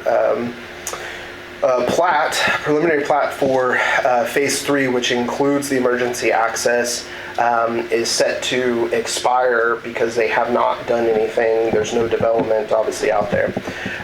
Their engineers discussed realigning the emergency access but still maintaining it. So we've been working with TRC to go through that process. One of the things that I spoke with our attorney, obviously Austin, about is, if they're going to request any sort of extension on that preliminary plat, it should be contingent on them completing at least a portion through our section of the driveway of the emergency access, within 60, 90 days, something like that, because obviously this has gone on way too long. So we're in those conversations and starting to have that. But that's the update on the emergency access. Do we have a possible future executive session on that? Sure. Thank you. So that is it from my update on the emergency access portion. And I think that's it. So one other thing, since we had a public comments, if we can actually go ahead and pair up with Yes. Becky or veterans, and let's pair up with Julian and go out there Yes. and take a look at our Memorial Park. We can do that. Okay. That'll be good. Comments, council? Anything? All right, let's go ahead. Thanks, Zach. Thank you for all the hard work that goes along with that. Once again, thank you, and Yvonne for all the work and the budget and the numbers and everything else that goes along with that. Let's go ahead and move on to item number 13, this informational item, and I'll start right over here. See anything we would like to pass on? Yeah, so pardon me for not being prepared. Been quite busy the past month. Maybe the city can help me on this. So West Texas Gas is our new provider for our natural gas. They're in the process of putting in new meters. And it's vital that the homeowner be present when the new meters come in, because they have to disconnect the gas. They have to shut down anything you may have in the home. So if you have natural gas in your home and you are a West Texas Gas customer, please be aware that's happening. It's starting this month. New meters are coming in, and they will be in contact with each Zach, customer. let's see if we can get something from Tracy Yeah, so we can push it out. yeah, this And is we- the first word. And the reason I know of this is because I received a letter as a customer.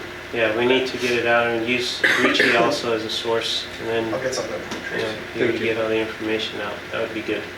Yeah, because it's critical. Yes, It's good thank you. info, good info. All right, Paola? Nothing, okay. Do we still have the senior event in October, or the event? We have one more event in October. October, okay. So we're still tracking on that. Let us know on the next meeting, okay? All right, Zach? The only thing I want to mention is our next meeting will be on a Tuesday because it is Columbus Day is Monday, the 13th. So just make a note that the 14th is our day, which is a Tuesday. So, Okay. Cool. We'll still have the same suspense like we did before with council, just so you know, we had to adjust based on the dates and all that stuff, making sure we get everything in by Tuesday before, the week before, so we can do all the stuff we need to do. Actually, no, before that, it's on Then Friday. would be Thursday. Thursday. We get it out Tuesday. Thursday, yeah, we get it on Tuesday, so it's technically about a week and a half before. So get it on Still Thursday. What was the date on that again, Zach? The Tuesday the 14th, I think, right? Okay, moving from the 13th to the 14th. Yes. Yeah, 13th is Columbus Day. It's gonna be one of those months, but Monday, We holiday. need to clone you? Yeah. No. We need to clone Austin. I will double. I wish I could be in two places at once, that would make my job easier. The 14th, okay, I will, Just let us know. Let us know. We'll follow up with you. See if, yeah, we got a little bit of time, but let us know. Definitely look at it. Richie? Well, I mean, I'll mention this, it's not really that, but we do have one of the 2024 Tahoes, the newer ones. It's at the Chevrolet house, gonna have a motor replaced under warranty. This makes, we had one of the 2023's motor had replaced under warranty, so now we've got another one in there. So far, Out of four, out of four, two of them- three of them two you've of them had were- issues with, right? Well, yeah, we still think we'll probably end up with another motor replaced too, under warranty. Right? That's, yeah. We're staying on them. Every chance we get, it's going for documentation so we can get a motor replacement. But it's not that, it's the fact that, you know, we're out the vehicle for 2 or 3 weeks I know. or whatever. It's not, We're down, well, right now, we've got I got another two car at the shop right now that had a water pump go out. water pump one now. So we're down Yeah. to 4 patrol cars. Yeah, that's, they're charged up. We're gonna have to start using that Explorer up there. Oh, man. I just fly the drone. But anyway, just that's not a big, not, you know, but still we handle it. I mean, it's just, but it's of interest that, you know, because we've never had motors replaced like that in new vehicles, you know. Well, we see Richie on the bike. You're going We know, pull it, pretty just quick. get off the way. He's responding, right, Richie? Those things get up to what, 45 miles? About 30. 30? 30, I've been 30 on Railroad Street going to Disturbance. Nice. There you go. So if you see him on the bike, he's responding. Pull over. When I got there, Pull over. when I got there, the person knew I was either very intense or very scared, thinking I almost fell off. It was 50-50. There you go. There you go.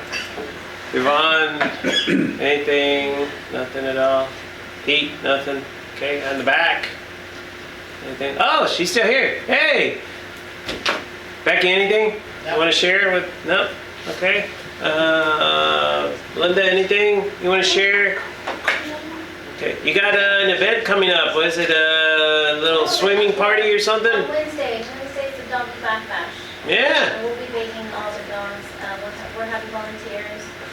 Students from the vet medicine class here in Lytle will be there to help us out. Awesome. And thank you for doing that. That's a good thing with the school district too. Thank you. That works out really good. Anything we need to push, get it to us, okay? So we can share. The only thing I want to say is upcoming homecoming parade that we're having. Yes. How do people that want to be in the parade sign up for the parade? Yeah, so Richie put out information, and we have flyers here at City Hall, so anybody wants to participate. Our office wants to participate in the parade. Yeah, we have applications here that Tammy left off, and you just either you can leave it, we can send it to Tammy, or you can. You can grab one tonight. Yeah, I can take one. It has an email. It's from my dental office. Yeah, sure. Has the email in there. You can send it, fill it out, scan it, and send it in. Perfect. Right, Richie? Yep. Yeah. And both your email addresses on, so Okay. Real simple, real it's simple. pretty quick. I mean, it's just a month away. Yep, gotta turn it in. Austin, I'm sorry. Did you have anything for us? No. Nope. Are we good? Okay. St. Andrew's Festival this weekend, Saturday and Sunday. Come on down. Yep. And we never talked about our night parade, right? Never thought about having it for Christmas. So that's for next year. Yeah, we do it just on the off year. Yeah, Christmas we have the hayride. Don't Oh forget. yeah, but I was just saying we can make a parade during Christmas. Okay. But anyway, knock it out. Volunteer. We do a parade. Hey, we can do the modified. Didn't we do that with COVID? Right? And it worked out real well. We did it with COVID. We didn't think it was going to be that way, but everybody set up to watch us. Yeah. So it became a parade that we didn't even know. We had cars, everybody in their cars, and we just did the hayride in cars, right? Yeah, and then people parked on the side of the road and watch us. Yeah. So we basically parked on the side and watched cars drive out on the street that they drive on the street every day. It was weird. But you were, hey, but we escorted. Yeah, and everybody had fun. It was good. And they all said, that was a wonderful idea y'all came up with. And I said, we didn't come up with that. People just did it. It worked great. It worked out good. Yeah, I think we had the Grinch leading it, right? We did. Yeah, we had that. That was good. The Grinch. Yes, a little band information. The band, as you may know, went to state last year, the first time in 40 years they went to state. Well, this coming Saturday in Fredericksburg is the first pre-UIL band competition. It's the first hurdle they have to get over on their road to repeat at the state. We will have a send-off for the band, but Mr. Cheshire hasn't let us know yet when they're actually leaving. So when we know when they're leaving, we'll try to announce when. What time are they performing? 6:30 at night. Oh, yeah, so it's going to be probably an early afternoon send-off. They won't go up there and sit all day and wait. No, it's because I told Father that I would be at the festival that night, so. Yeah. Saturday, right? Yes, this Saturday in Fredericksburg, 6:30. So if you... Go to the festival on Sunday. It's 2 days. Go to the festival on Sunday. Yeah, Sunday I can't go on Sunday. Well, we need to call. I wish the band luck. We could. Wish the band luck, and if you see a bunch of people, we're going to Fredericksburg, so we'll probably be out at the Baptist Church is where we're going to send off. For you at the festival. So if you see us hooting and hollering, that's what that's Please let us know. As soon as I Let us know if you got anything, we can send that. Anything else? Okay, a few things to say thanks. First of all, I want to say, Paula, thank you for the coverage with Zach while he was out, so I appreciate it. Trying to take care of everybody and trying to take care of the City Hall. So appreciate that. That worked out really good. Want to say once again, thanks again to Public Works. A lot, Council, these guys have been hitting it hard. They've been just unbelievable with a few things just to trying to get that and the wastewater treatment plant. I mean, they've just been knocking it out. So really appreciate you guys and everything that you're doing out there. Are all the leaks done? Yes, all the leaks are done. All the leaks are done, and even the most recent ones, unless they popped up in the last day or two, we don't have got a any. little small leak down Mesquite Street. Yeah. We're gonna fix it tomorrow. So everything, they've been knocking it out and stuff. And it's a collaboration effort. I tell you, PD identifies, they see it somewhere, pass it over to Public Works, say, hey, we noticed this little patch here, and they go and knock it out in a day or two, and we're done. So it's great collaboration among the departments to be able to do that. Just want to say special thanks, just like it was reported, Virginia retired. Want to say thanks to the staff. Did a great job on the send-off. It was a great little party. It worked out really, really good. But also along that way, I want to thank Virginia and her family for all the contributions. You know, in a sense, throughout the years and everything on there. It worked out really good. Also want to add, I want to say thanks to the whole city staff too. because in the short time that she's been there, we've been able to cover up the gaps. There's been a little bit more work and people stepping up and doing little things. A special thanks to Liza too for stepping up. There's certain things, reports and things that need to be done, so appreciate all that. I want to say thanks to Dave for coverage and covering the Freedom Walk on the 13th of September. Appreciate you doing that. Adalia and I had a chance to go visit Tony and Mallory up in Lubbock, so I appreciate that. And of course, it was a great game. Tech won. By the way, they won this weekend too again. Moved up to number 12. That's a good game. They're doing good. Doing good. Hopefully we can kind of keep it going in that same direction. Reminder, things that are happening. So we got the Lytle Economic Development Forum this Wednesday at 6:30. We're going to do it in the community center. The reason that we're doing this is just because of a lot of misinformation, a lot of going around and questions about what's going on in Lytle and everything else that goes along with that. So we're going to go ahead and do that as an opportunity for people to show up. If you know of any of our residents that can't make it and they want to be able to do that, please get their phone number, get it with Zach, and Zach and I will go ahead and meet with these folks.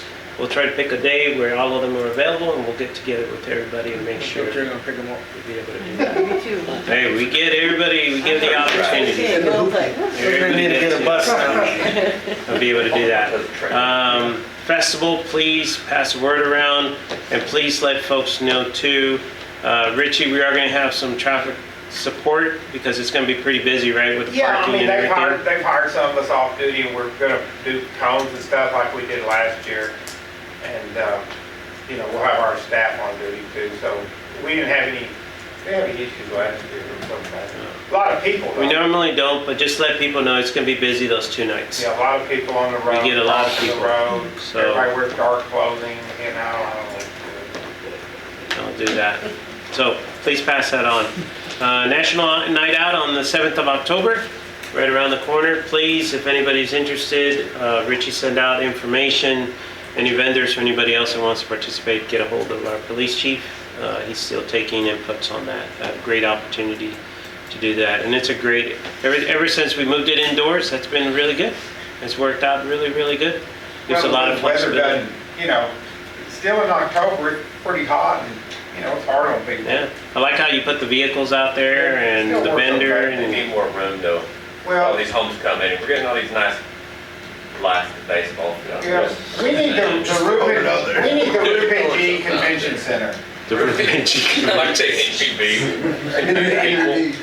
But we need the Reuben G. The big. Santa Clara's got a lot of money, we'll just take some of theirs for ours. You're too funny, man. Get us the missions down here. Project Getting the Marvel, mission right? pin. Yeah, Project Marvel. Marvel .5. Yeah. You guys are too funny. I think it would be Project Underdog over here, the old cartoon. All right, we got barbecue cook-off on the 18th of October too. So great opportunity too to pass around. And then Lytle Sports, a lot of stuff going on. Football team did really great. Unfortunately, our star receiver got injured, so he's out. But hopefully recovery goes good and he'll be back for basketball. But just unbelievable catch. I mean, 4th down, overtime, caught it. It was just great. I think the adrenaline was going so he didn't even realize that he had it until like maybe about 2 minutes into it, and all of a sudden he felt it. But yeah, just great opportunity. But we still got a lot of, I think it's Pierce Hall this weekend. Right. And we got, go see the band too. They'll be performing. Saturday, So 6:30. can't go to Fredericksburg, go catch them over there. They do a great performance. So it's pretty good. Volleyball also doing good. And then lastly, our cross-country team, please follow them. I mean, these guys are unbelievable. They went out this past weekend and placed first. The boys placed first, and the girls are doing the same thing in a sense of in the top 4. So please stay in tune with that. There might be another, knock on wood, hopefully nothing happens, but I think we have a very good chance of being state winners again. So it's been working out really good. And you already covered the band. Birthdays, 27th of September, Juan, we got Juan's birthday coming up. Richie, we got Danny's birthday coming up on the 7th of October. We got Lydia's over at care and control. Actually, you have that and you have Austin's too on the 14th of October. So you got 2 birthdays coming up, and then here in City Hall we got Brianna's coming up too on the 13th of October. And I hope I didn't miss any. I do need to get a new roster. Let's get a new updated roster, make sure that we actually get that. Okay, any last minute? Anything else? Paula, we got some food back there? Yes, sir. All right, so right now it is 8:28 p.m. Do I have a motion for us Yes, to Mayor, adjourn? I'd like to make a motion, we adjourn this meeting. Okay. Second. You got a second? Any discussion? Oh, Second. Richard. All those in favor? Aye. Any opposed? All right, thank you so much. Have a great evening. Thank you, thank you.